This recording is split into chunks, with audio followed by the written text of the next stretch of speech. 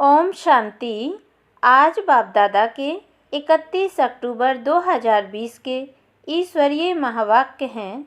मीठे बच्चे, तुम्हारा फर्ज है सबको स्थायी सुख और शांति का रास्ता बताना।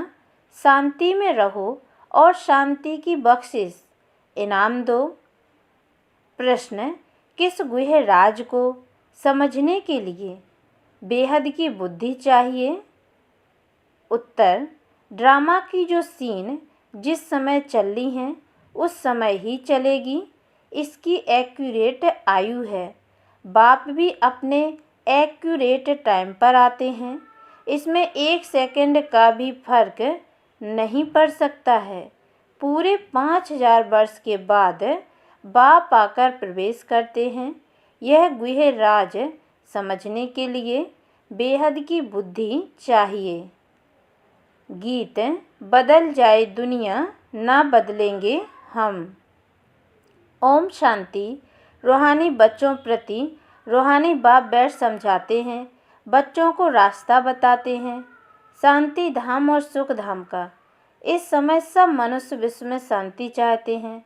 हर एक इंडिविजुअल भी चाहते हैं और विश्व में भी शांति चाहते हैं। हर एक कहते हैं मन की शांति चाहिए। अब वह भी कहाँ से मिल सकती है? शांति का सागर तो बाप ही है जिससे वर्षा मिल सकता है। इंडिविजुअल भी मिलता है, होलसेल भी मिलता है, यानी सबको मिलता है। जो बच्चे पढ़ते हैं समझ सकते हैं।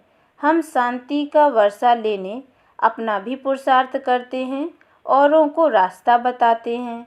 विश्व में शांति तो होनी ही है, चाहे कोई वर्षा लेने आए व ना आए।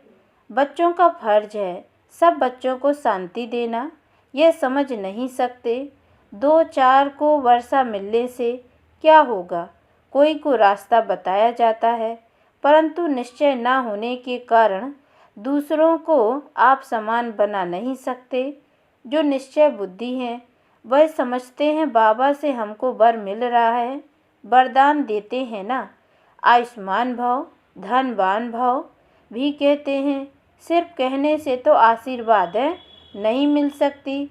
आशीर्वाद मांगते हैं तो उनको समझाया जाता है तुमको शांति चाहिए तो ऐसे पुरुषार्थ करो, मेहनत से सब कुछ मिलेगा। भक्ति मार्ग में कितनी आशीर्वाद लेते हैं। माँ बाप, टीचर, गुरु आदि सबसे मांगते हैं हम सुखी और शांत रहें, परंतु रह नहीं सकते क्योंकि इतने ढेर मनुष्य हैं, उनको सुख शांति मिल कैसे सकती। गाते भी हैं शांति देवा। बुद्धि में आता है हे परमपिता परमात्मा हमको शांति की बख्शिश करो। वास्तव में बख्शिश उसको कहा जाता है जो चीज़ उठाकर देवे। कहेंगे यह तुमको बख्शिश है, इनाम है।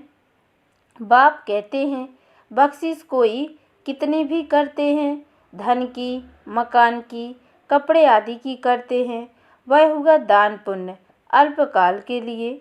मनुष्य को देते हैं, साहूकार गरीब को अथवा साहूकार को देते आए हैं, परंतु यह तो है शांति और सुख स्थायी।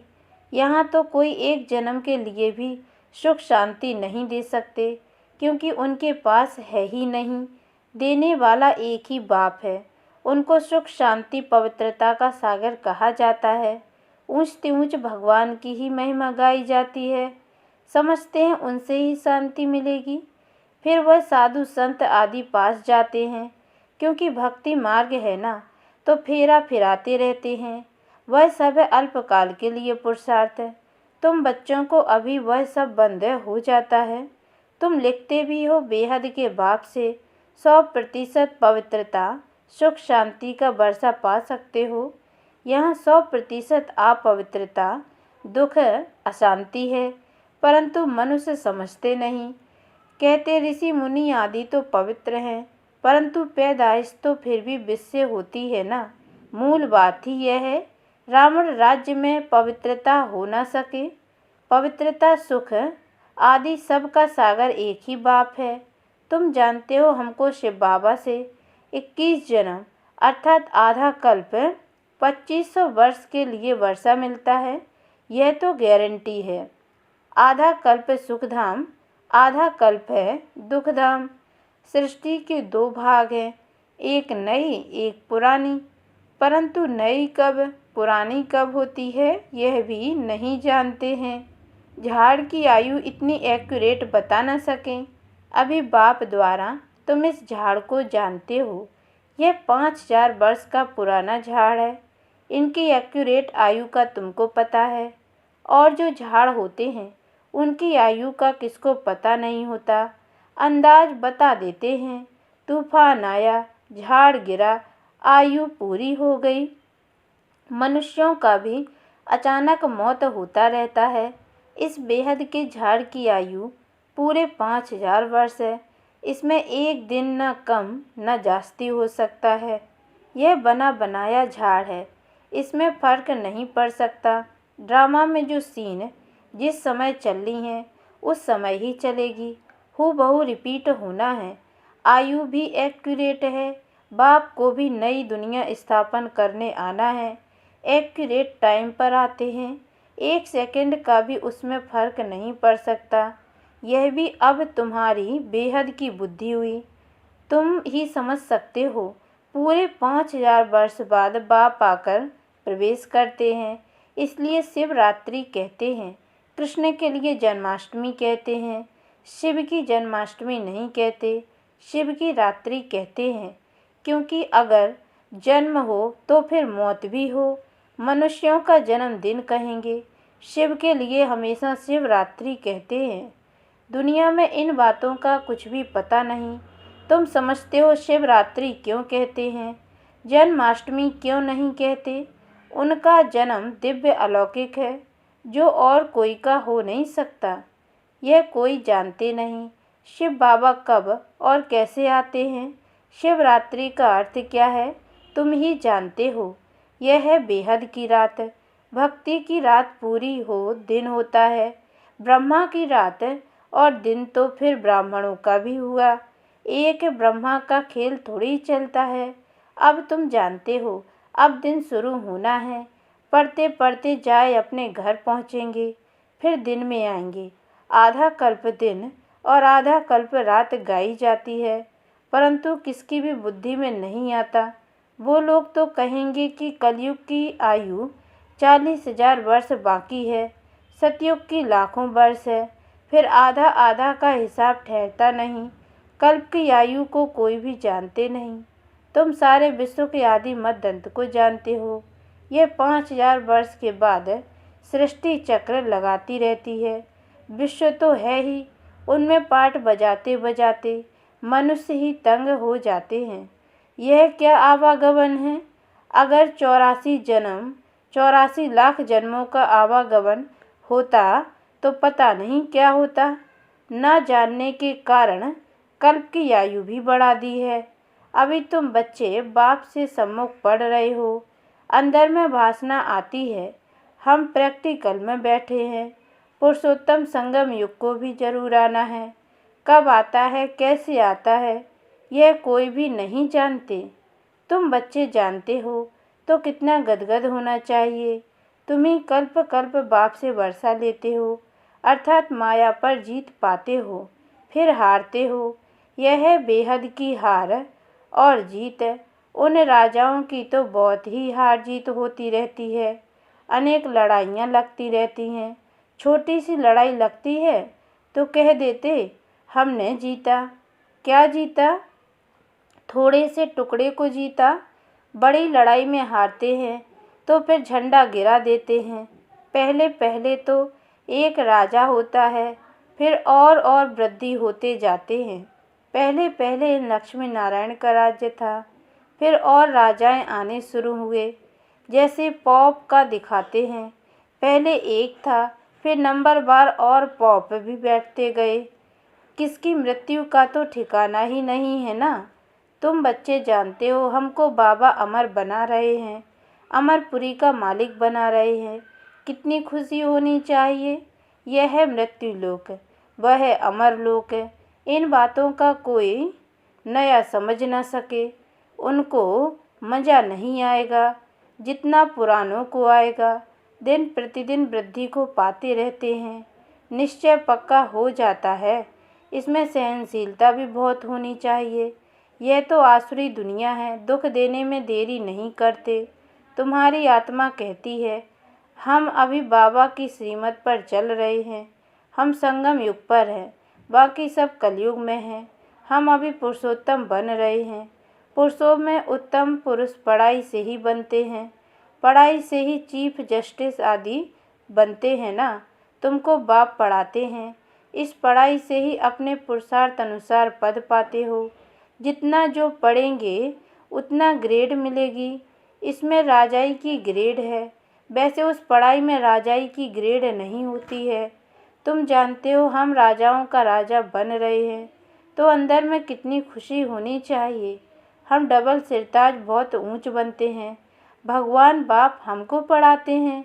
कभी कोई समझ न सके कि निराकार बाप कैसे आकर पढ़ाते हैं। मनुष्य पुकारते भी हैं, हे पतित पावन, आकर हमको पावन बनाओ, फिर भी पावन बनते नहीं। बाप कहते हैं, काम महाशत्रु है। तुम एक तरफ पुकारते हो कि पतित पावन आओ, अब मैं आया हूँ, कहता हूँ बच्चे पतितपना छोड़ दो, तो तुम छोड़ते क्यों नहीं? ऐसे थोड़ी ही बाप तुमको पावन बनाए और तुम पतित बनते रहो। ढेर ऐसे पतित बनते हैं।